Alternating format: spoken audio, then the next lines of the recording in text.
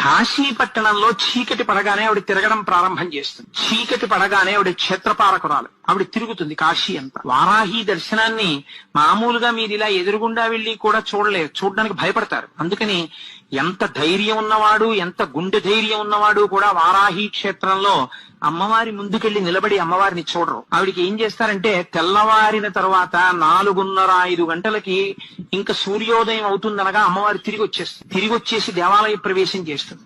అర్చకులు కూడా ఒక్క 10 నిమిషాలు 20 నిమిషాలు లోపలుండి గబగబా అమ్మవారికి పూజ చేసేసి తలుపులు వేసేస్తారు. ఆవిడ పగటి పూట పడుకుని నిద్రపోతుంది. కాబట్టి మీరు సూర్యోదయం అయిపోయే లోపల వారాహి దర్శనం చేసేయాలి. వారాహి దేవాలయం పైకి వెడితే స్లాబ్ కి కన్నాలుంటాయి, ఒక 4-5 కన్నాలు. అక్కడ నిలబడి మీరు ఆ కన్నాల్లోంచి చూస్తే వారాహి రూపం కనపడుతుంది. అసలు ఆ కన్నంలోంచి అమ్మవారిని చూస్తేనే అమ్మ బాబోయ్ అని ఒళ్ళు పులక. Download ShareChat.